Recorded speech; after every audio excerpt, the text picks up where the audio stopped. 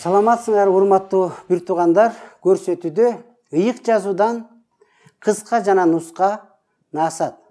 Бүгүнкү биздин темабыз Библия адилеттүүлүккө үйрөтөт. Анан эң биринчи мен Кудайдын сөзүнө кайрылгым келет. Азыр мен 2 Тимотейдин 3-бөлүмдө 16-17-ни окуп берсем.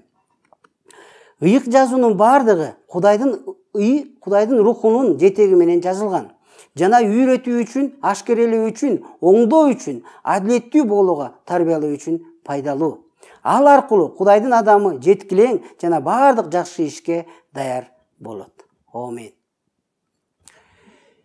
Ушуну окуганда мен бир адамдын айтканы эсиме келет да. Ал мынтип айтыптыр. Кээ бир китептер маалымат берет, кээ бир китептер адамды реформа кылат. Бирок бир гана Библия адамды трансформация кылат депчи.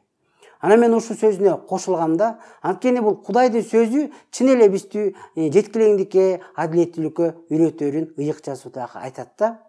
Анан биз баягы Кудайдын сөзүндө азыр окубадыкпы? Кудайдын сөзү бул үйрөтүү үчүн, ашкерелөө үчүн, оңдоо үчүн жана адилеттүү болууга тарбиялоо үчүн пайдалуу дейт.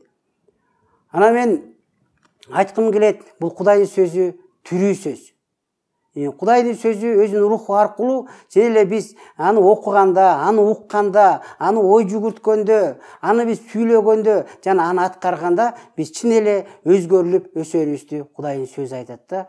Бирок Кудайдын сөзү айтат, бул эгерде биз Кудайдын сөзүн жөн эле угуп коюп, бирок түшүнбөсөк, анда ал пайдасыз болуп калат. Эгерде биз Кудайдын сөзүн угуп, түшүнүп, ой жүгүртүп, бирок аны дагы сүйлөп, бирок Кудайдын сөзүн аткарсак, ошондо биз өзгөрүлөрүбүзгө, адилеттүү болуп тарбияланарыбызга Кудайдын сөзү айтат да. Анткени Кудайдын гана сөзү бизди адилеттүүлүккө жеткирип, тарбиялап, Кудайдын батасын берет.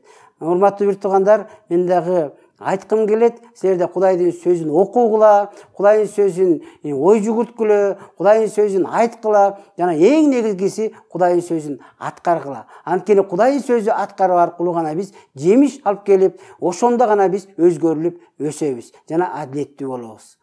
Саламатта калыңыздар, Кудайдын батасын берсин.